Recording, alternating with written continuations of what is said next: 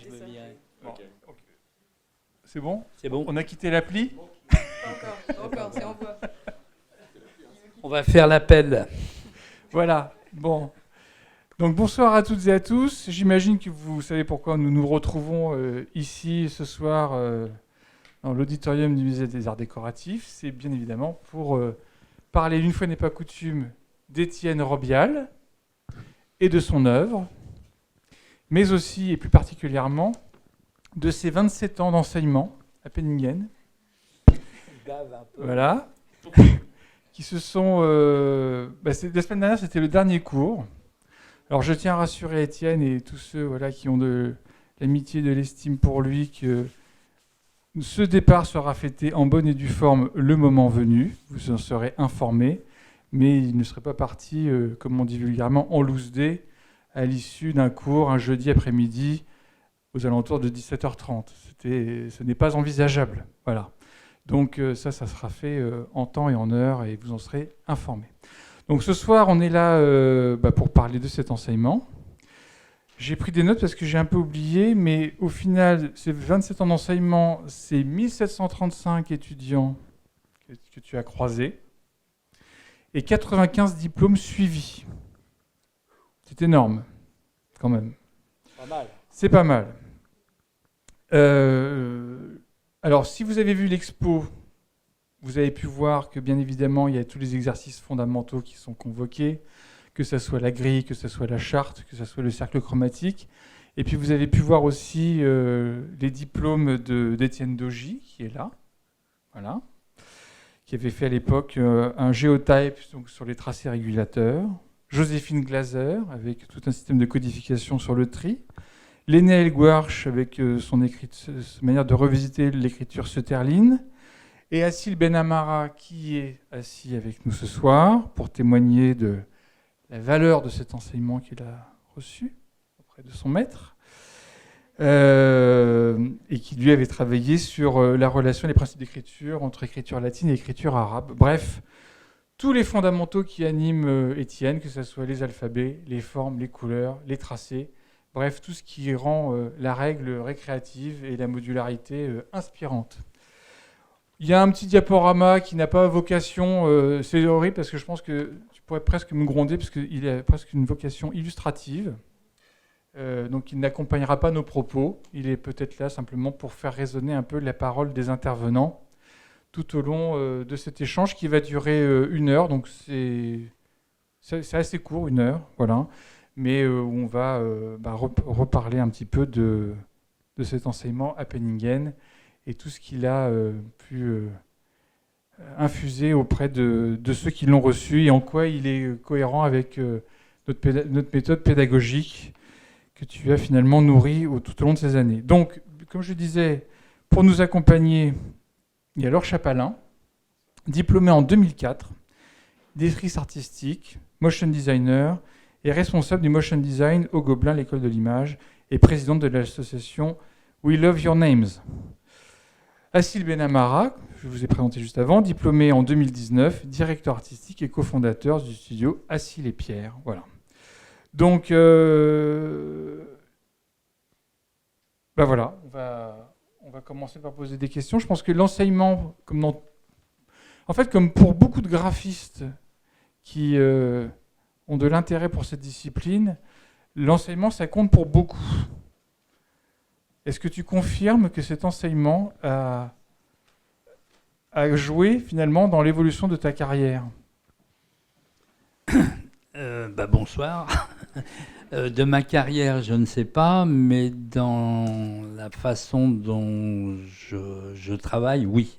C'est-à-dire ça m'a permis de coucher sur du papier ou de formaliser ou de construire mes arguments. Et effectivement, le fait de pratiquer l'enseignement ou les techniques de pédagogie, c'est effectivement un élément essentiel dans le job. Voilà. Tu n'as pas dit qu'on est là aussi parce que Penningen a participé à l'exposition. Bolloré n'a pas participé alors qu'il est dans le... Mais il m'a fait comprendre que le Canal+ d'aujourd'hui n'avait rien à voir avec le Canal+ d'hier. Enfin, Gilles, et l'école et le groupe qui l'anime a participé. Et ce qui explique un petit peu aussi notre présence ici et notre... J'ai manqué à cette principale information Voilà. qui a motivé beaucoup de choses et qui motive le fait effectivement qu'on soit là ce soir. Mais c'était important, bien évidemment, que quand l'idée de cette exposition s'est présentée, c'était inenvisageable que l'école n'y apporte pas son soutien.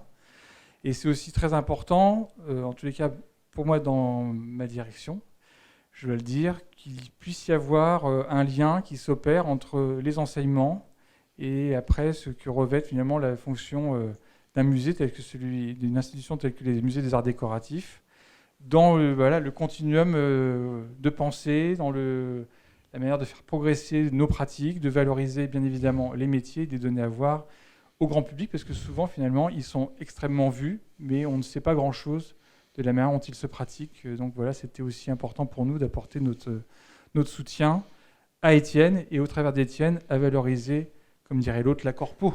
Voilà, et donc je t'en remercie, parce que c'était aussi très important dans la façon dont Amélie Gastaud, qui n'est pas là, qui est la commissaire de l'exposition, a articulé un petit peu toute cette expo. Je ne sais pas si vous l'avez vue ou si vous allez aller la voir, mais justement ce dialogue qu'il y a entre la chose aboutie finale, qu'on connaît, qui est une chose anonyme, et surtout la façon dont on peut la faire vivre et surtout comment on peut l'enseigner.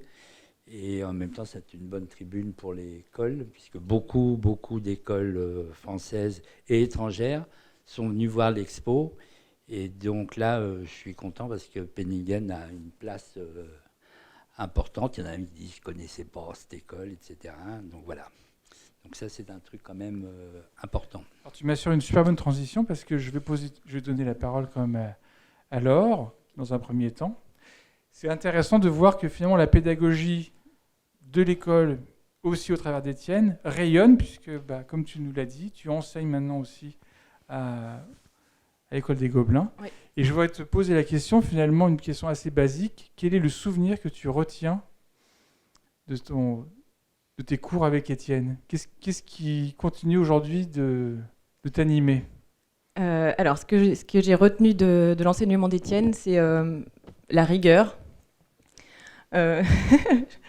Je pense que c'est aussi la joie de créer, et la fantaisie en fait dans la rigueur.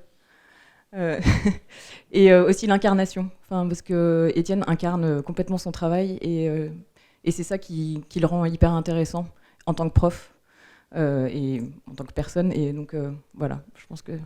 Alors c'est vrai que c'est une question qu'on a posée, notamment à ceux qui travaillent avec nous à l'identité de l'école, dont Étienne est l'auteur. Quand on leur dit mais c'était quoi le cours, l'intitulé du cours de Robial ? En fait, c'est Gérobial. C'est pas un cours, c'est Gérobial. Donc, ça va être dur à remplacer, ce cours-là. En tout cas, il va falloir qu'on trouve quelque chose qui résonne, peut-être qui rime, on verra bien. Mais en tous les cas, c'est je cours Gérobial. Et alors toi, Assil, qu'est-ce que tu retiens ? Un petit peu plus frais. Ouais, c'est un peu plus frais. Et du coup, beaucoup de choses de l'enseignement d'Étienne, qu'on ne dit pas orange, mais orangé. Beaucoup d'anecdotes finalement, mais des anecdotes qui nous permettent aussi de plus s'affirmer aussi en tant que graphiste, dans le sens où, par exemple, un exemple tout bête, on ne dit pas papier chez l'imprimeur, on dit support. Et c'est plein de choses qui nous rendent d'autant plus légitimes en fait, en tant que graphiste, d'utiliser le bon vocabulaire et voilà. Les mots ont leur importance. Les mots ont leur importance, exactement. Ouais. Et alors toi, du coup, Laure, ces mots, il y en a qui résonnent pour toi aussi ?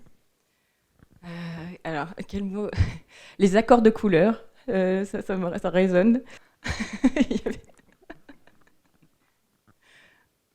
C'est dur à faire passer ces notions-là ? En fait, il est tellement comment dire, quand Étienne dit les choses, il est tellement convaincu qu'il en est convaincant. Alors toi, Étienne, du coup, c'est quoi ta technique pour convaincre, au-delà d'être Étienne Robial? On parlait là du vocabulaire qui est essentiel quand on est professionnel, on est un peu obligé d'avoir un vocabulaire soutenu et recherché. Effectivement, c'est pas approximatif. Ou l'histoire du papier ou du support, si tu viens chez l'imprimeur et tu parles de papier, déjà ils disent ce petit con, il ne connaît rien, on va lui doubler son devis. On gagne aussi de l'argent en faisant la culbute sur les devis de fabrication, tout ça c'est important. Et surtout, je ne sais pas si on l'a dit, mais je suis en dernière année. C'est-à-dire 6 mois après, ils sont dans la vraie vie. Et ce qui m'a toujours intéressé, ce qui amuse aussi les jeunes têtes blondes, alors je leur fous la trouille en disant dans 6 mois, il n'y a plus de notes. Là, on vous fout des notes parce que la direction nous demande de vous mettre des notes. Mais dans la vraie vie, il n'y a pas de notes, il y a 7 ou rien. C'est même pas 0, c'est rien. Et même si tu as 6, 3 quarts, c'est pas avec ça que tu vas charger ta carte bleue pour aller faire tes courses chez Franprix ou plus tard acheter des sacs à main au premier étage du Bon Marché. Et donc, pour gagner sa vie, il faut être professionnel, tout simplement. Et que quand on est professionnel, eh bien, on a un vocabulaire, on a une approche, comme je ne sais pas si vous vous souvenez, on met sur le bureau, je mets les mots qu'il ne faut pas. Par exemple, joli, on n'est pas là pour faire joli, on est là pour aider à vendre des merdes que le client va nous demander à vendre. Alors, si dans d'autres écoles, on parle de commanditaire. Moi, je n'ai pas peur de parler de client, parce que le client, c'est celui qui file le pognon, qu'il vaut mieux être plus cher, non pas parce que c'est tarifé plus cher, mais que plus on est cher, plus on valorise son travail, moins on est cher, plus on le dévalorise, et qu'il vaut mieux demander 1000 que 500, ça vaut deux fois mieux, et surtout le boulot est valorisé 2 fois plus. Donc c'est toutes ces conneries-là que je leur... Et surtout, ma principale préoccupation, c'est de leur apprendre à avoir des certitudes, des convictions et des certitudes, même avec mes diplômes, etc. Je leur apprends à gérer la mauvaise foi, parce que parfois, il faut gérer aussi sa mauvaise foi quand on est devant des problèmes à résoudre. Alors justement, la mauvaise foi... Non, mais en fait, c'est-à-dire que on sait pourquoi ça marche, on sait pourquoi ça ne marche pas. Donc, c'est au-delà de la mauvaise foi, c'est peut-être aussi là les mots ont leur importance et la pédagogie a son importance. Je me perds en chemin. Est-ce que aujourd'hui, vous, dans votre vie professionnelle, vous arrivez à d'une certaine manière entretenir ce professionnalisme et en même temps cette mauvaise foi qui peut l'animer? On est entre nous, hein. Ce n'est capté que pour nous. J'ai du mal à répondre à cette question. Est-ce que c'est facile de gérer la mauvaise foi? Je trouve que c'est quand même plus difficile quand on sort de l'école, quand on est trop frais. Je sais pas comment ça s'est passé toi, mais parce qu'au début quand même, quand on vient juste de sortir, quoique des fois quand on vient juste de sortir, on peut se sentir un peu le roi du monde parce que voilà. Mais après, surtout quand on travaille en freelance, j'imagine, plus que dans une agence, comme on gère tout seul, au tout début, on se prend quand même pas mal de murs, quoi. Et on peut avoir parfois le syndrome de l'imposteur ou des choses comme ça. Et ça prend un peu de temps quand même à prendre confiance et à bien gérer le syndrome de l'imposteur et à savoir quand l'utiliser, quoi. Parce que des fois, moi je sais que j'ai déjà été de mauvaise foi avec certains clients et c'était peut-être pas le bon moment. et j'ai réussi à mieux gérer au fur et à mesure avec l'expérience. Je sais pas si j'ai bien répondu à la question. Alors, moi, je dirais que finalement, avec Étienne, on a appris à rationaliser le graphisme, c'est-à-dire que finalement, en parlant de format, en essayant un logo sur un tracé régulateur, avec tous ces process en fait et cette réflexion-là, qui est finalement rationaliser ce qu'on fait, quoi. Donc ça nous donne beaucoup plus d'assurance aussi de présenter ça comme ça. Et ça m'est même déjà arrivé de dire à un client, le Futura, ou ce genre de choses. En fait, ça nous permet de nous affirmer et de mieux asseoir notre... Ouais, c'est ça, exactement. Et de montrer qu'en fait, on est les professionnels pour cette tâche et que c'est pas... il ne s'agit pas de faire du joli, quoi. Dire quelque chose par rapport Oui, enfin, mon but, c'est de les mettre vraiment sur des rails, les rails de la vraie vie. Alors surtout quand mon premier cours, je leur raconte que de faire des petites images et des trucs, au bout de 5 ans, ils savent le faire. En fait, c'est pas du tout compliqué, ça, ils ont l'habitude. En revanche, ce qui est plus difficile, c'est de le vendre. Alors, ce sont des mots qui font peur. Et je mets même un V capital à vendre parce qu'il n'y a pas à rougir. Faut le vendre et pour le vendre, il faut l'argumenter. Et qu'on peut mettre, on s'en fout, du jaune, du bleu, du rouge, de l'oranger, on s'en fout. En revanche, il faut expliquer pourquoi. Et des fois, c'est difficile d'expliquer pourquoi. Donc, on peut inventer ce qu'on veut. Le principal, c'est de rassurer. Et l'anecdote que je sors souvent, c'est quand... vous allez chez le médecin, en plus c'est de répondre à une question précise. Alors ça c'est pareil, je leur apprends à, comme on sait vaguement, on connaît le métier, on connaît les images, on va plutôt aider le client à formuler sa réponse, sa question, et nous on connaît la réponse. Donc c'est lui qui va formuler la question. La réponse, elle arrive tout naturellement, et il a l'impression que c'est lui qui a posé la bonne question. Il ne faut jamais le mettre dans la position du choix, d'où la première règle, et ça, moi, j'y suis très attaché, et là, tous les élèves de Penningen que je peux avoir, c'est ne jamais répondre avec 2 réponses. Déjà, si on répond, on apporte 2 réponses à une question, il faut déjà diviser le budget par 2. Parce que le plus dur, c'est pas de faire des images ou des beaux logos et tout ça, c'est encore une fois de les vendre et de convaincre que c'est le bon. Et même chose que quand on va chez le médecin, on a on a mal au bide, le médecin il vous dit bon bah tiens, tu choisis entre 2 gouttes dans le nez ou 3 suppos dans le cul. C'est les suppos ou les gouttes, et déjà ça va beaucoup mieux. Et notre travail, et le travail des graphistes, c'est ça, c'est d'apporter, parce que c'est notre job. Nous, c'est de manipuler les couleurs. Alors, on ne va pas aborder les problèmes de fond, de sens et tout ça, sinon on ne va pas être couché. Mais c'est vraiment de lui apporter des éléments, de la façon dont on gère, nous, les éléments visuels, formels, pour l'aider à vendre, que ce soit un spectacle, que ce soit un produit. En revanche, dans nos choix ou dans ce qu'on va déterminer ou tout simplement prescrire avec un chiffre en dessous avec des zéros, pour lui apporter la réponse à sa question. Si c'était un directeur de théâtre, et sa préoccupation, c'est de faire venir des gens qui connaissent la bonne ligne de métro, le prix du billet d'entrée, parce qu'il ait toutes les informations, et non pas se préoccuper de le sens qu'on va apporter. Alors ça, c'est pas un mal du métier, c'est un mal français. Hein. Nous sommes dans un pays qui est graphiquement sinistré. C'est-à-dire qu'on s'enlise dans l'anecdote, l'abus de sens. On veut mettre du sens partout. Alors, souvent, il n'y en a pas. Encore une fois, il faut être pratique, il faut donner des informations, des précisions, il faut savoir hiérarchiser nos éléments, et encore une fois, bien expliquer aux clients comment ça marche, et puis après ça, c'est beaucoup plus facile.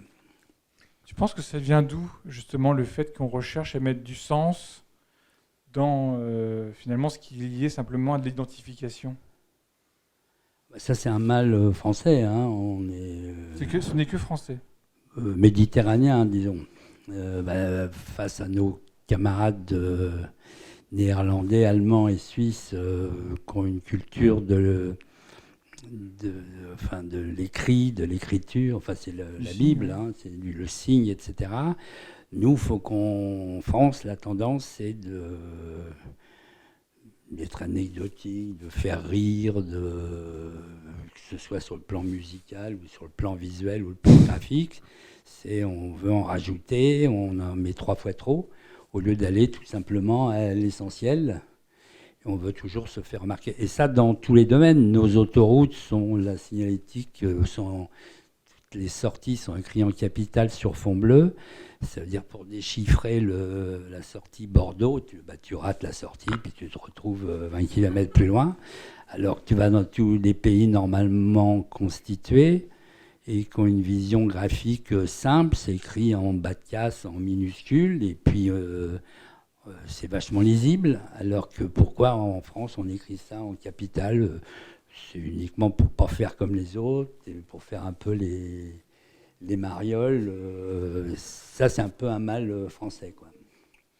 Alors toi, Laure, du coup, qui est dans le motion design, toi aussi, Acile, qui fait finalement un peu de narration, est-ce que ce petit différentiel-là, comment vous l'appréhendez finalement, vous? Alors, quand j'ai passé mon diplôme du coup avec Étienne, je me souviens que je voulais faire qu'une partie de mon diplôme du coup intègre de l'animation, et il me disait qu'il fallait pas faire joujou avec After Effects parce que c'était pas notre métier. Donc finalement, je prends l'animation en fait comment dire, comme une activation en fait des éléments que je réfléchis comme un graphiste, et ça me permet simplement d'offrir un nouveau regard au print, mais en gardant à l'esprit que ça doit surtout pas être anecdotique. Donc ça sert un propos, et donc je suis quand même bien d'accord avec cette idée d'efficacité visuelle, voilà, de pas juste jouer avec des formes et les animer sans sens, quoi.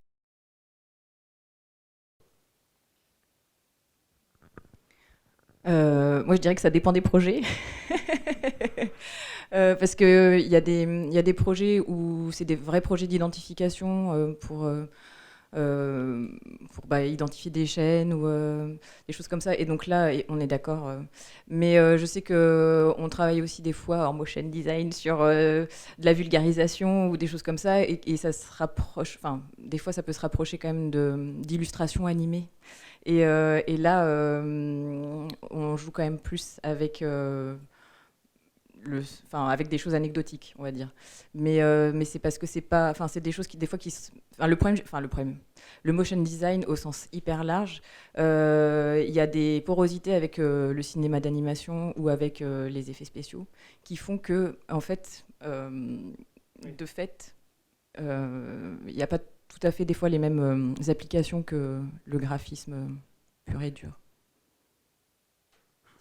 D'ailleurs, on n'a pas évoqué ce que vous faites spécifiquement. Enfin, toi, maintenant, tu as pris des fonctions pédagogiques, mais avant que tu prennes à plein temps ces fonctions, qu'est-ce que tu faisais? Comment tu t'exprimais dans ton métier?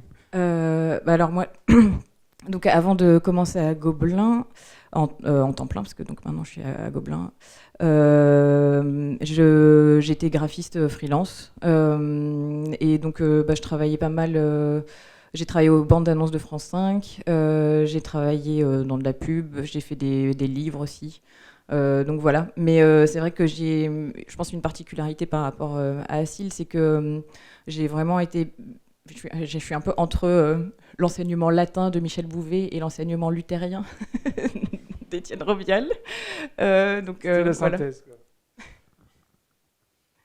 Et toi, Acile, du coup? Moi, du coup, j'ai une carrière plus petite. Ça fait 3 ans que du coup, je suis sorti de Penningen, et donc j'ai fondé mon studio créatif avec Pierre Mallard, qui est là-bas. Donc on travaille principalement pour le secteur de la mode et du luxe, et pour le secteur culturel. On a même travaillé ensemble récemment avec Étienne sur son exposition au MAD. Et donc, pour le coup, on a animé, on a fait tout ce qui était tout le côté digital avec Pierre, donc le teaser, la carte de vue animée, etc.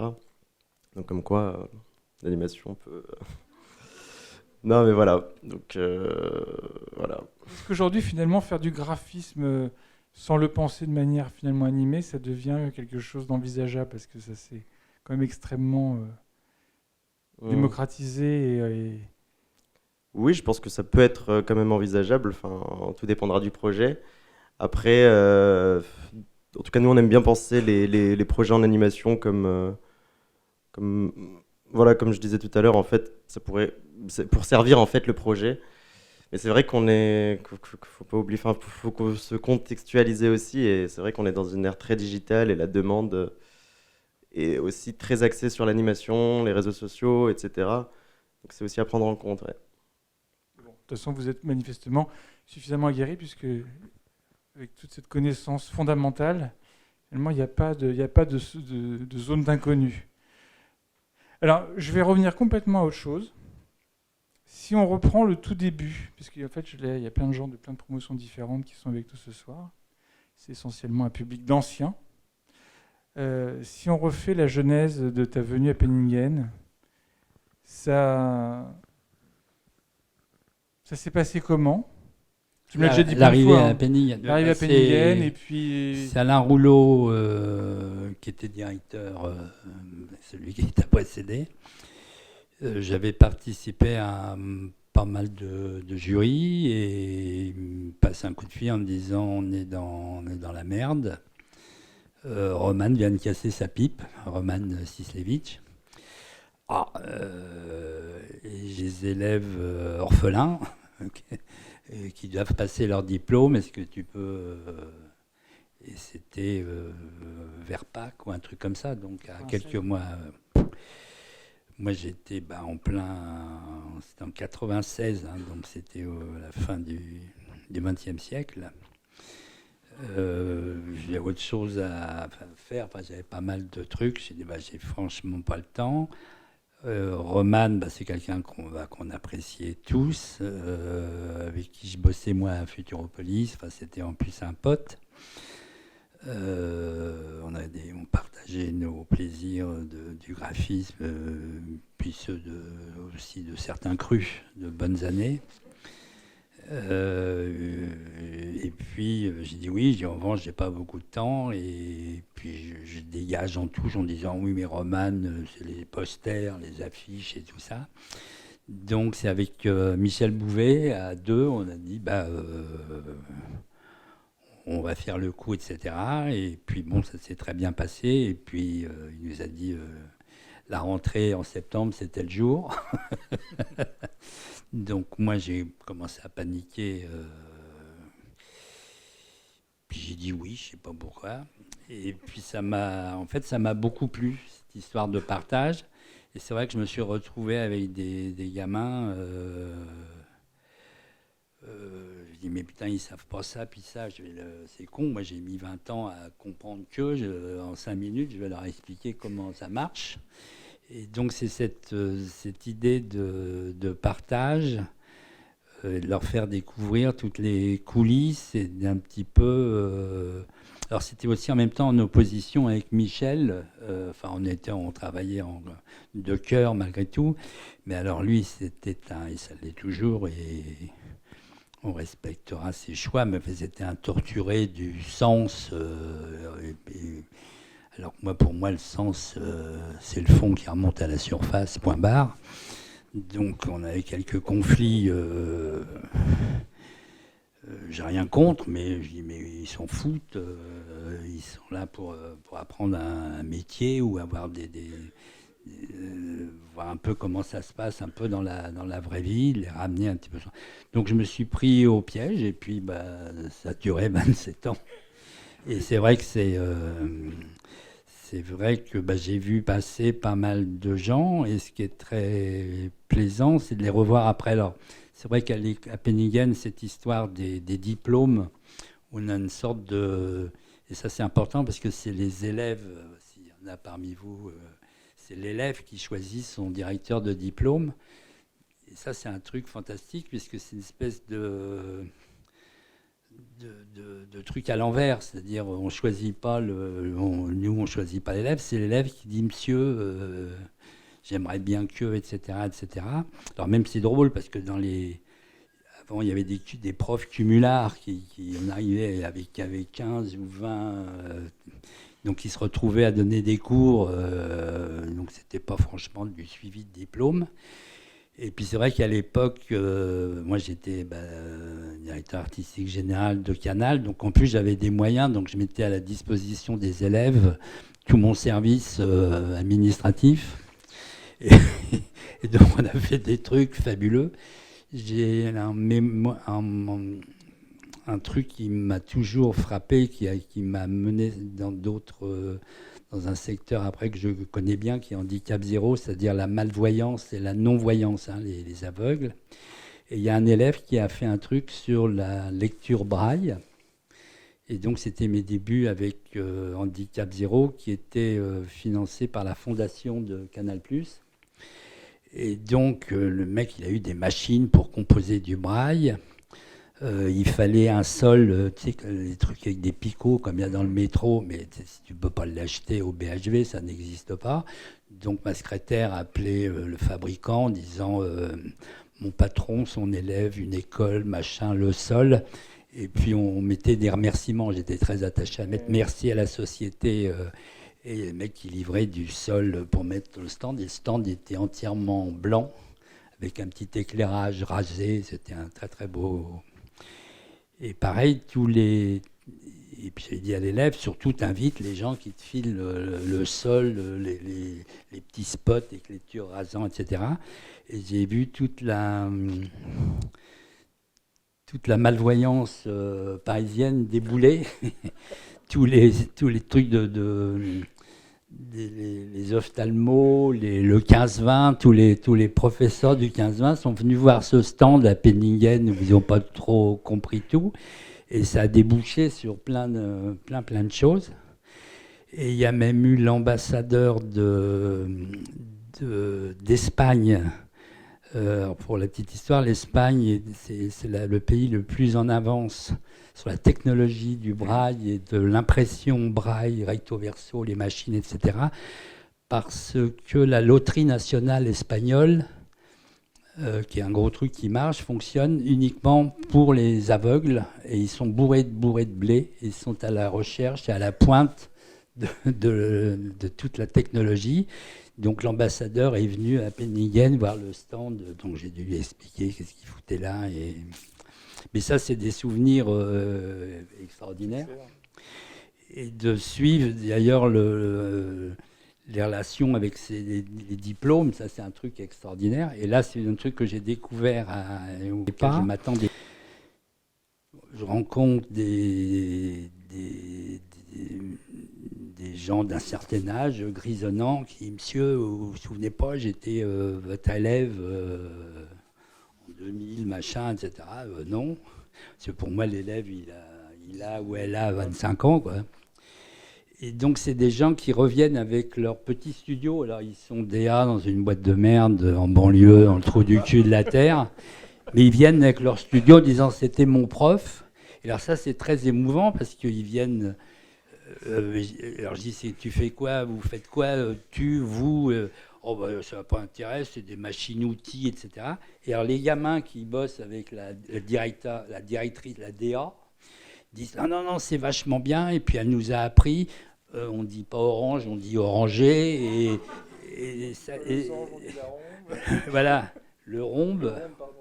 Et c'est là que on voit qu'on sert à quelque chose et que c'est vraiment... Et surtout à Penningen, parce que autant dans beaucoup d'écoles qui sont des écoles, je dirais, vraiment professionnalisantes, et Penningen, bizarrement, c'est une école d'éveil, ce que ne perçoivent pas forcément les parents qui ne comprennent pas pourquoi en septembre ils ne rentrent pas directement dans les grandes boîtes. Et ça, Penningen, c'est formidable, c'est cette ouverture. Et quand on fait le bilan de ce que font, de ce que vous faites, vous, les anciens élèves. Vous êtes dans des domaines très variés, très larges, et puis on s'aperçoit que tout bêtement, que c'est toujours une histoire de forme, de contre-forme, de couleur, d'accords, et que c'est la même formule pour tout. Et ça, c'est vraiment la force, je crois, de Penningen, ce regard que l'on donne aux élèves. Je vais même des fois leur dire, vous savez, quand on vous embauche, c'est pas parce que vous avez du talent, c'est parce que d'abord vous êtes des bosseurs, parce que ce qu'il y a à Penningen, on bosse, et ça c'est important.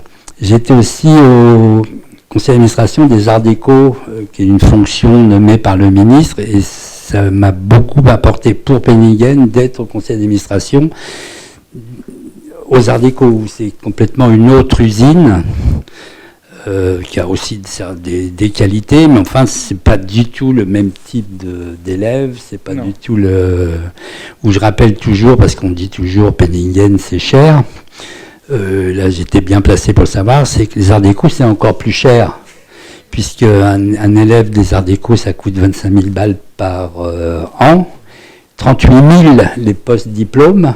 La seule différence, c'est que c'est pas papa-maman qui paye, mais c'est nous autres contribuables. Mais quand les gens disent Penningen c'est cher, les Arts Déco c'est encore plus cher, sauf que c'est pas papa-maman qui paye. Voilà. On est parti dans des trucs. Oui. Mais après, non, mais on va reboucler, puis après, vous avez peut-être des petites questions à poser à Étienne aussi. Je pense que c'est un lieu d'échange.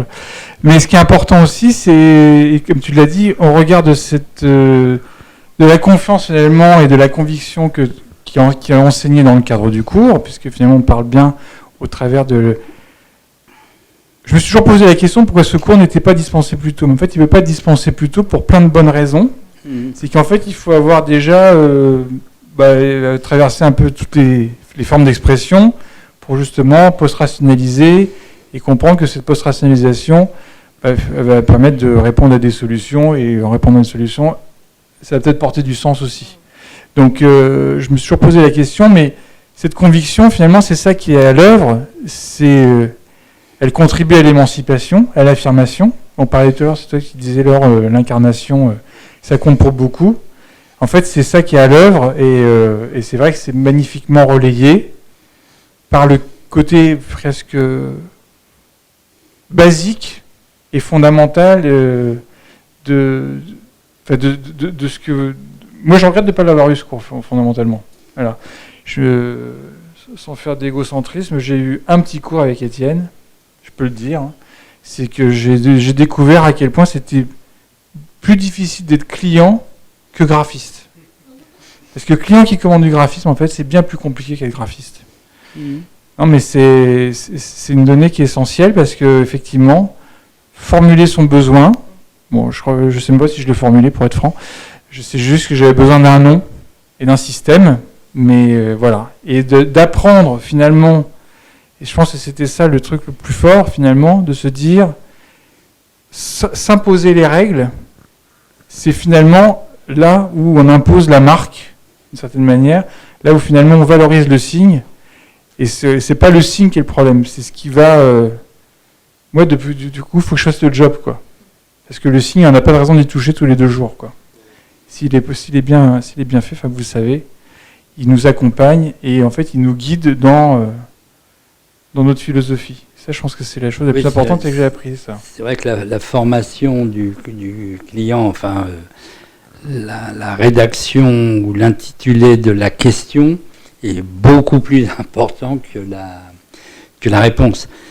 J'use un petit peu moins depuis MeToo et tout ça, je fais un petit peu attention, mais je dis aux élèves, alors Penningen c'est devenu quand même une école de filles, hein. Oui. Puis j'ai un peu misogyne quand même, donc je fais des efforts, hein, j'ai fait des efforts. Mais je leur dis... T'es pas encore à la retraite, attention. Oui. Je leur dis, se trouver un mec pour la soirée, c'est pas compliqué. Puis c'est technique, c'est facile. Se trouver un mec pour la vie, c'est beaucoup plus compliqué. Donc qu'est-ce que plutôt que de tricher avec les apparences et tout ça, essayez de construire ou de faire comprendre à votre vis-à-vis, alors ça marche dans les deux sens, hein, pourquoi moi et pas l'autre, et ainsi de suite. Et le boulot, c'est exactement la même chose. Et alors pour finir, on tire son coup pareil. Mais tirer son coup quand on est amoureux, c'est pas la même chose que tirer son coup pour se faire du plaisir, etc., etc. On va arrêter là la discussion. Mais mais le boulot, en fait, c'est ça, c'est de convaincre son interlocuteur que c'est absolument ce truc-là qu'il lui faut, parce que, alors il faut toujours, en revanche, dire parce que, et utiliser, encore, on revenait à ce qu'on disait au début, avoir le vocabulaire précis, et pourquoi la marchande de 4 saisons a une toile cirée verte. C'est pas pour faire joli, c'est pour faire rougir ses tomates et ses oranges. Là, on dit orange. Parce que dans le cercle chromatique, l'oranger, le vert, c'est des couleurs opposées. Et pour vendre un truc noir, on va le vendre plus facilement sur un fond blanc que sur un fond noir. Mais qu'à l'inverse, et ça c'est aussi pour apprendre à être de mauvaise foi et manipuler, le client, parfois, il a des grosses merdes noires à vendre. On peut lui conseiller de les mettre aussi sur fond noir et il les vendra quand même. Donc tout ça, c'est vraiment de la manipulation. Et que nos armes et nos ingrédients, c'est tout simplement nos fondamentaux, nos formes, nos contreformes, et ainsi de suite. Ou même l'histoire de la contreforme, d'expliquer ce que raconte ou ce que l'on voit dans la contreforme entre deux lettres, c'est plus jouissif que de lui expliquer que le L et le A, qui ne couchent pas ensemble, qui ont du mal à s'associer. En revanche, de créer une forme entre les deux, c'est ça que l'on va identifier, photographier, mémoriser, ainsi de suite. Donc on peut raconter toutes les histoires que l'on veut, et c'est l'interlocuteur, le client, c'est ça qu'il veut, c'est d'être rassuré, et puis de partir. Que la pire des insultes, c'est le mec, alors ça c'est mon point de vue, mais de me faire traiter de créatif ou d'artiste. Alors ça, c'est une autre histoire, c'est la confiance que m'ont donné mes employeurs ou clients qui m'ont toujours dit c'est ton problème, démerde-toi. Mais ça, c'est une chose qui est importante, c'est de pouvoir maîtriser, et que quand on est, alors si la notion de directeur artistique et de graphiste, tout ça c'est difficile, bien expliquer qu'il y a graphiste, c'est un métier, directeur artistique, c'est une fonction. Et que c'est pas du tout... Alors ça, c'est aussi une maladie de l'époque sur les petites choses, les petites technologies merveilleuses, que quand on est directeur artistique, il ne faut pas toucher à son ordinateur, il faut s'occuper des 17... moi, mon souci, c'était de donner du boulot à mon équipe de 17. Sinon chacun bricole dans son coin, et que si moi je bricole dans mon coin, fort mal au demeurant, le boulot n'avance pas. Donc c'est toutes ces relations dans le travail, ou de même motiver des collaborateurs, ou d'arriver à les entraîner sur des problématiques pour trouver des solutions et des choses pratiques qui fonctionnent. Ça fait partie du job, et ça c'est passionnant. Est-ce qu'il y en a parmi vous qui veulent poser des questions à Étienne? Ou pas du tout?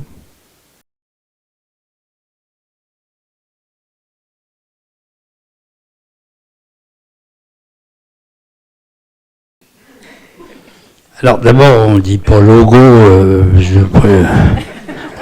si on dit logo, on dit déjà logotype, et que je préfère le mot marque plutôt qu'un logotype, hein.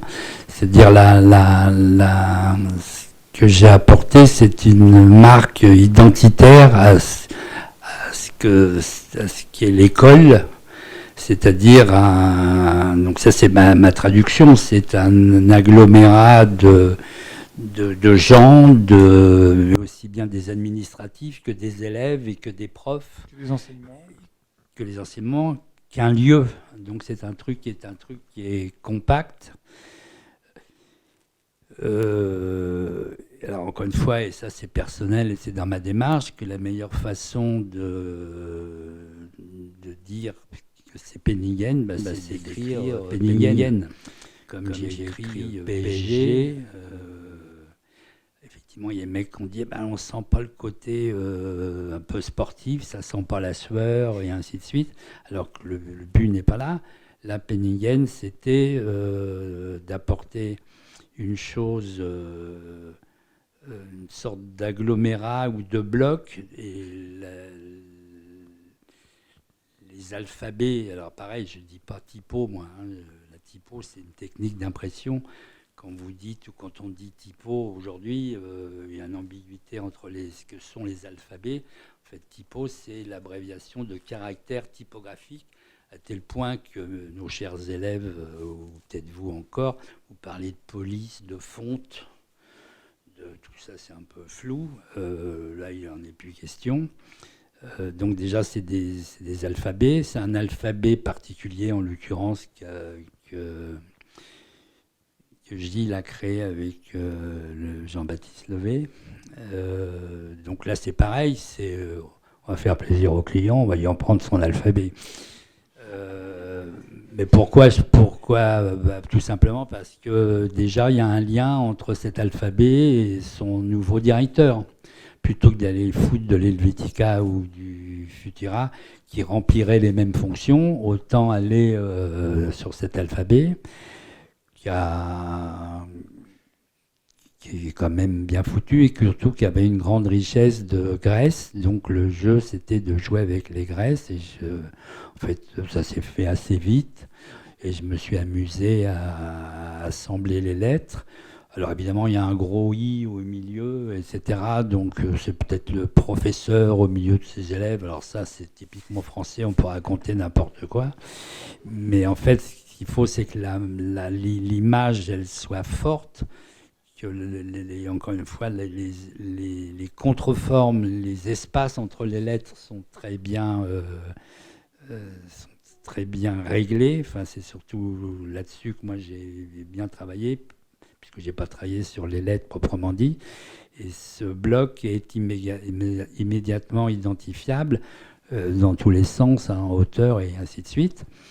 Et la particularité, ça, je ne sais plus comment ça s'est fait, mais c'est un ancien élève je ne sais pas s'il est là, Jules, il n'est pas là, Jules Bannic, un ancien élève qui démarrait, qui débutait un peu dans la vie et qui je m'entendais bien, qui a pris en charge toute la vie de cette nouvelle marque et au besoin, il l'a fait de façon très brillante. On a très peu bossé ensemble. Il a tout de suite pigé les trucs. Toi, tu lui as... J'ai fait confiance, moi. Tu as fait le cadre et tout. Et ça fonctionne parfaitement, à tel point c'est qu'il peut le faire vivre cette marque, il peut l'animer, elle peut s'élargir, et pour cause, il y a eu un cursus supplémentaire, et le nouveau cursus est venu se glisser comme une lettre à la poste, sans aucune... Et encore une fois, chaque fois que Penningen, mais alors ça c'est la formule sur tout mon travail, chaque fois que Penningen prend la parole, il la prend toujours de la même façon, avec la même marque, avec le même alphabet, avec la même gestion de lignes, d'interlignage, etc. Et puis ça fonctionne tout seul. Alors Lana, je dois bien Anne, pardon, excuse-moi. Annalier, pardon. J'ai vu Lana aussi qui était là, je crois que c'est pour ça. Je dois confesser, Étienne, que j'ai essayé toutes les combinaisons. Quand j'ai reçu, quand il a envoyé le logo, je me suis dit, pourquoi cette combinaison-là ? Comme j'avais l'alphabet, j'ai tout essayé. C'était le meilleur équilibre qui soit. Indubitablement. Voilà. Non, alors moi, la réplique, c'est mon métier. Toi, ton métier, c'est être directeur. Voilà. Et alors, quand je lui ai dit, mais on pourrait pas l'avoir en blanc sur fond noir, il m'a dit, mais tu fais pas de la télé ? Ce qui est vrai. Non, mais c'est surtout que, et c'est ça que j'ai apprécié, et c'est là que je me suis dit, il faut savoir être client à ce moment-là. C'est qu'à partir du moment où on va te dire, non, ça sera jamais ça, c'est quoi finalement le ressort que tu as dans la manière de jouer avec le système pour faire vivre cette marque sans finalement l'affaiblir à aucun moment. Parce que c'est là où j'ai compris ce que c'était une marque, c'est qu'à aucun moment finalement on affaiblit le signe et à aucun moment finalement on le détourne finalement ou on l'altère d'une quelconque manière. Il y a des chartes qui peut-être font que ça fonctionne comme ça, mais je me suis dit, on est graphiste finalement, il faut qu'on se plie de manière assez luthérienne et assez radicale à cet exercice-là. Donc c'est un vrai travail de tous les instants que Jules mène hyper bien pour pas qu'on altère. Et c'est finalement en n'altérant jamais que finalement ça s'installe et qu'on l'aime, qu'on a envie de se remarier tous les jours avec elle, quoi. Et ça a évolué même assez récemment sur ce qu'on appelle la marque unique. Hein. Ça, on n'a peut-être pas encore rentré dans la pédagogie sur cette nouvelle que moi j'ai appliquée à l'équipe. L'équipe, c'est un journal sportif qui est fait par 40 journalistes purs et durs. CGT, syndicat du livre et tout ça, et qui sont des gens que j'aime bien, pas leur côté CGT, mais leur côté manipulation parfaite du métier. Hein, c'est-à-dire, c'est vraiment des gens qui sont dans le métier de la mise en page et tout ça. Pour la petite histoire, ils travaillent toujours sur Express. Ça, c'est un autre débat que j'ai avec les élèves qui me disent « Mais monsieur, on a InDesign, mais InDesign, c'est un truc d'amateur. C'est pour faire son petit journal ou son fanzine. Mais que ce soit l'équipe, Le Monde ou Télérama, c'est quand même... le logiciel méthode qui est quand même Express et qu'on peut travailler à 80 dessus, alors qu'InDesign, on ne peut pas travailler à 80. J'en parle d'autant mieux, c'est que je ne sais même pas enregistrer sous, moi, donc j'ai un regard très extérieur. Mais pour revenir à la marque unique, c'est-à-dire que j'ai transformé. Il y avait des gros problèmes syndicaux à l'équipe. C'est que, donc il y a une quarantaine de journalistes. Sur la télé, ils étaient une trentaine. Dans les magazines, 5 ou 6. Alors là, ils faisaient ça sur InDesign, parce que c'est un hebdo. Et il y avait le site. Le site, ils sont 450 à bosser sur le site, parce que le site L'équipe, il fait 2,8 milliards de clics. Pour la petite histoire, le DIN que j'ai acheté pour le magazine, j'ai payé 700 000 balles. Pour le site, j'ai dû acheter un DIN, enfin c'est pas moi qui ai négocié, c'est les administrateurs de l'équipe, un DIN du pauvre qu'on a quand même payé 2,5 millions. Parce qu'on peut, ça c'est des choses que les élèves connaissent pas encore. Hein. Ils vont chercher des alphabets, des photos, écritures, etc. Quand on est sur des supports de large audience, on ne peut pas utiliser un alphabet comme ça. À l'inverse, si vous trouvez votre alphabet un jour dans une télé, vous pouvez envoyer ce qu'on appelle du papier bleu par un huissier à côté, vous êtes sûr de gagner et on est obligé de négocier. Donc ça aussi, c'est important de sensibiliser les élèves là-dessus, sur les vrais volumes de travail. Et donc à l'équipe, c'est plus le journal, parce que sur le site, ils écoutent sur France Info qu'il y a un but, hop, c'est pas, ça fait, puis c'est parti. Donc mes cégétistes purs et durs, ils n'ont pas croisé l'information, ils ne savent pas, etc., ce qui est tout à fait juste. Et donc on a transformé notre travail, là, qui est purement graphique, c'est qu'au lieu que ce soit un journal décliné en différents supports, c'est ce qu'on appelle la marque unique, c'est-à-dire c'est la marque avec un grand M, l'équipe, alors ça on commence par la faire, la redessiner, etc., qui est déclinée en quotidien, qui est déclinée en télé, qui est déclinée en magazine, et qui est déclinée, et là il n'y a plus de rivalité sociale, parce que les 450 gamins, ils voulaient bien sûr la carte de presse, alors qu'ils n'ont aucune formation de journaliste. Donc vous voyez, et là on s'aperçoit que le graphisme ou toutes ces gymnastiques-là ont un rôle important à jouer sur les trucs. Et après, j'ai été consultant sur France Télévisions, où la marque France Télévisions est aussi une exploitation de marque unique, qui va aussi bien de France Info à France 2, France 3, sur le même principe de la marque unique. Très bien. Voilà. Est-ce qu'on a répondu à ta question, Anne? Très bien. Est-ce qu'il y a d'autres questions?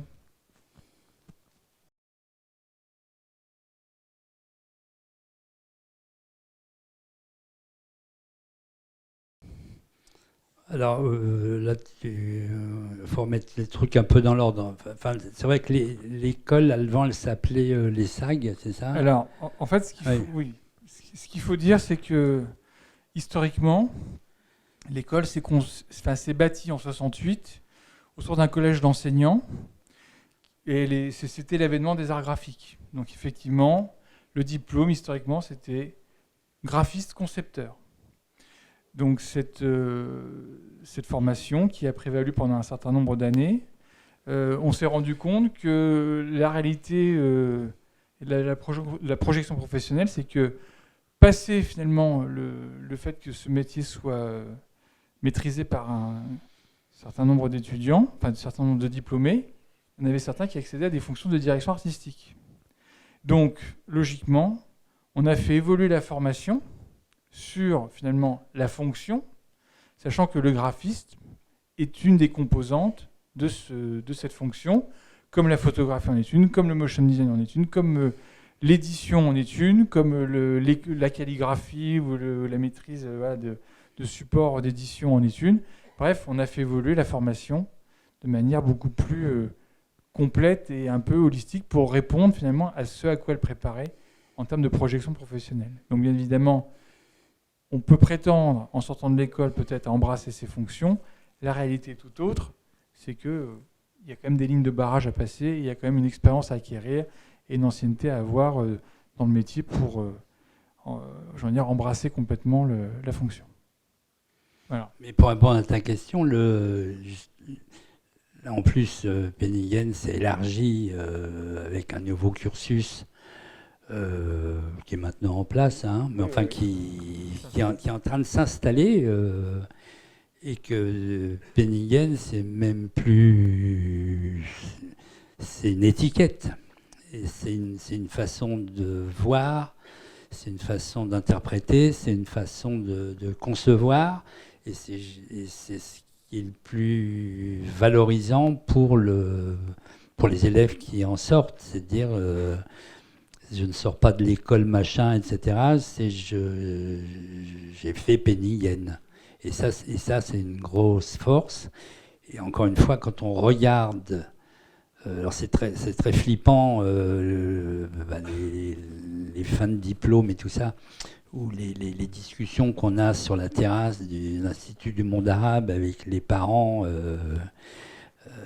Qui dit ma fille m'a beaucoup parlé de vous, etc. Formidable. Moi, je suis Canal depuis le début, formidable. Vous croyez que va se débrouiller, etc. Alors ça, c'est la grande panique. Même je dis aux élèves, n'écoutez pas vos parents. Vous allez voir le mois de septembre. Papa va dire, pour ceux qui vivent encore à la maison, et alors, t'en es où ? Juillet, août, bon d'accord, on est allé à Belle-Île se reposer, mais alors là on est en septembre, alors j'ai envoyé mon CV, tu sais que je suis un anti-dossier, un anti-book, et quand je dis quand on sort de Penningen, vous venez avec la banane en disant j'ai envie de bosser chez vous, alors on essaye de savoir chez qui on va et ce qu'on fait, et comme par hasard on aime beaucoup ce qu'ils font, c'est plus valorisant que d'amener son dossier avec ses petits dessins, ces petites conneries. Qui ne sont pas du tout professionnels. En revanche, si vous sortez de Penningen, vous avez la banane, la pêche, dites surtout pas que vous avez du talent parce que vous allez faire peur. En revanche, si vous avez envie de bosser, c'est une garantie que vous êtes ouvert à toutes les techniques ou à tous les métiers. Et ça, c'est une garantie. Et ça, c'est un truc qui est difficile à faire comprendre aux parents, qui sont bien sûr soucieux parce qu'ils ont raqué pendant 5 ans et que c'est un investissement, n'est-ce pas ? Et que Alors ça évolue aussi beaucoup, hein. Ça, je me suis amusé à voir les évolutions. Et cette soirée terrasse du monde arabe est formidable parce que pire dans tous les clichés, c'est le père qui te prend à partie, qui laisse sa femme. Et, je voulais vous dire, etc. Donc je cours vite voir l'élève en question en disant écoute pas ce que dit papa, il croit que, etc. Fais que ce que tu as envie. Surtout ne va pas plonger dans la première... parce qu'il y en a beaucoup aussi qui craquent dès la première proposition. Et ça, l'entrée, la porte d'entrée, ça c'est important. Alors ça, j'ai des tas d'anecdotes, moi, de 2 élèves, ça j'en ai sur toutes les années, qui rentrent des mêmes promos, et il y a celles qui rentrent par une petite porte, des fois parce que les parents sont derrière en disant... et puis la gamine, elle craque en disant faut que je bosse, faut que je bosse.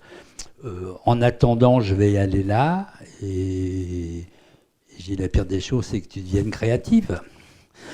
Oui, on est des créatifs. J'ai dit c'est la pire des choses. Les créatifs, c'est dans les sous-sols d'agence. Celui qui gagne de l'argent, c'est celui qui est au-dessus de ton épaule et puis qui va chez le client. Faut surtout pas, faut que tu sois la chef, etc. Bon. Ah oui, mais vous, c'est facile de dire ça parce que blablabla. Mais c'est vrai que c'est les premiers 3 mois, 6 mois de la vraie vie, c'est un truc qui est difficile. Et moi, je me plais à les suivre et puis à les aider, quitte à appeler des soi-disant employeurs, dire combien tu y as proposé, salaud, et puis de remettre un petit peu les choses sur pied. Ça s'est passé comment pour vous ?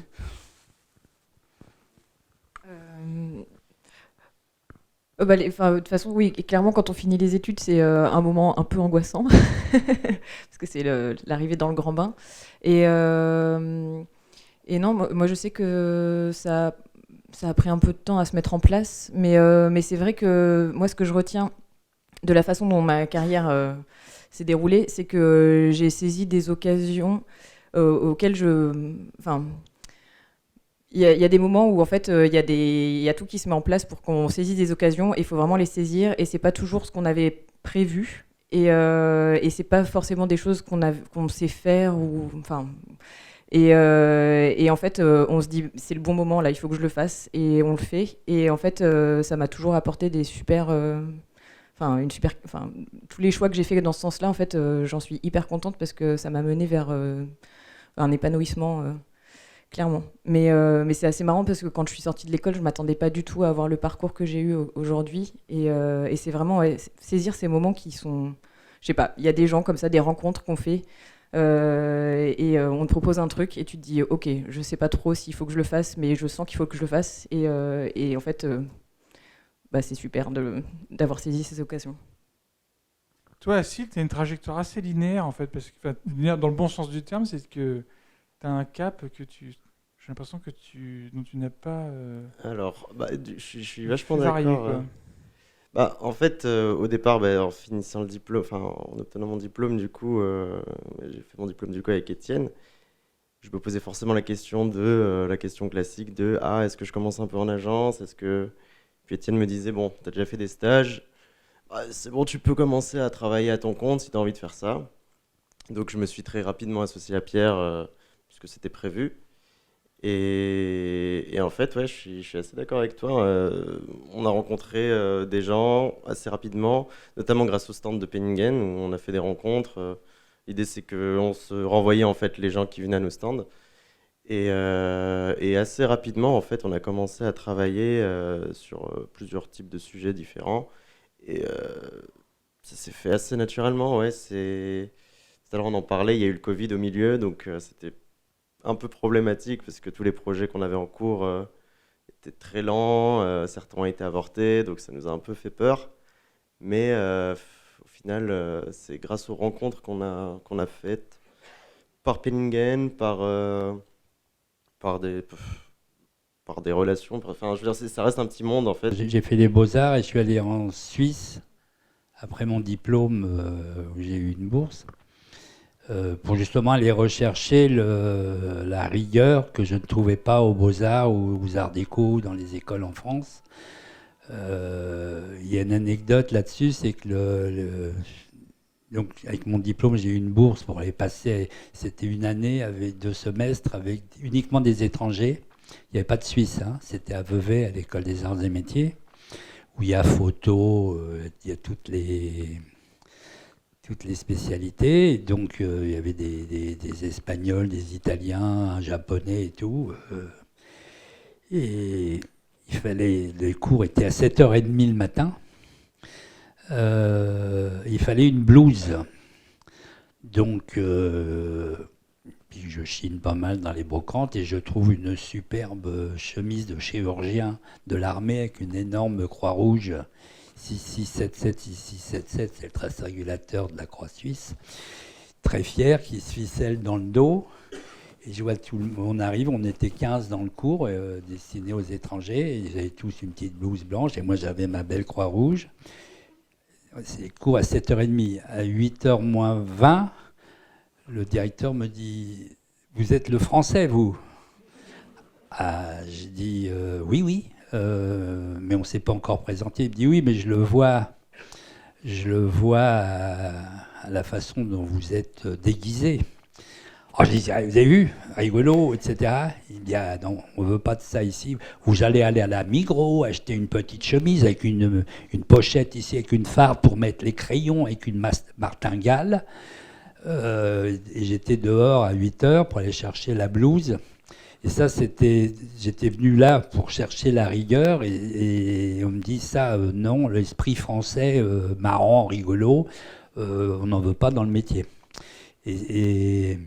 Donc ça, dès le début, je suis allé chercher. Alors c'était le truc inverse, c'était à l'époque où arrivait Peter Knapp, Widmer, où tous les Suisses venaient travailler à Paris, au Galeries Lafayette, au Jardin des Modes, enfin justement pour amener un peu de rigueur dans la fantaisie française. Moi, j'avais fait le truc inverse. En fait, moi, mon parcours, c'est plutôt un parcours d'entrepreneur, que ce soit dans l'édition ou autre. C'est mes trucs, c'est moi qui les finance, c'est moi qui les paye. Alors, je me fais chier à faire d'édition, à distribuer, à diffuser, pour ne pas avoir de compromis à faire. Je suis contre les appels d'offres, c'est pas un principe, c'est parce que je supporte pas qu'il y ait un mec qui a un avis au-dessus du mien. Et s'il a un avis, je lui donne mon crayon, ma gomme, puis j'ai dit, va faire toi-même dans ton coin. Ou Canal+, pour rappeler l'histoire, Canal+, on n'est pas payé au début, hein, c'est tous les voyous des Enfants du Rock, de Cône, Chabannes, tout ça animé par De Greff et Lescure. On n'est pas payé, ce qui explique pourquoi je fais M6 en même temps, alors que je suis à Canal. Mais à Canal, ça ne marche pas. En 84, en 85, tous les rats quittent le navire. Les rats, c'est Isabelle, Poivre d'Arvor, qui vont faire la 5 avec Berlusconi. Et on est payé en actions à 2 balles. Mais on s'en fout. On les a vendus 1200 après, ça fait ma fortune. Mais au départ, on n'en sait rien. Et on n'est pas payé, parce qu'il faut payer quand même les techniciens, les gens de plateau, les maquilleurs, les gens au téléphone, le secrétariat et tout ça, et nous, pour la déconne, on n'est pas payé, mais qu'est-ce qu'on s'éclate. Et donc ça, c'est aussi une force, c'est de pouvoir dire, comme je ne suis pas payé, je vous emmerde, je fais ce que je veux. Ou moi, je n'ai jamais eu de directeur artistique. J'ai jamais proposé un générique ou quoi que ce soit il était juste 17h, il fallait que ce soit à l'antenne à 19h10, il fallait se manier le cul pour aller porter la bande à la régie finale, à la vérif, pour que ce soit diffusé. Donc la mécanique n'était pas la même. Donc déjà mon rapport avec l'interlocuteur, client, est pas la même. Donc une sorte de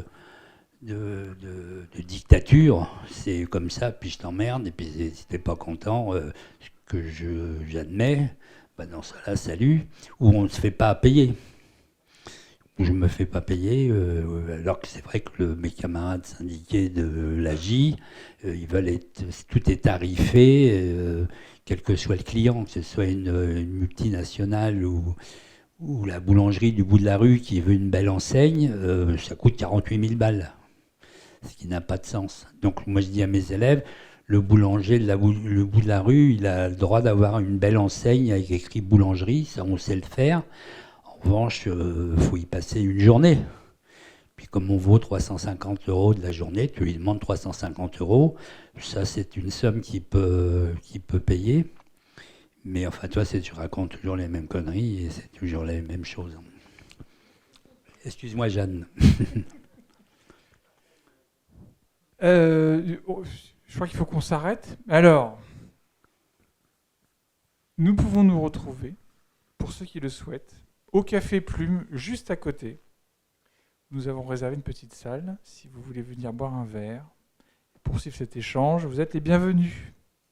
Voilà. Merci à tous.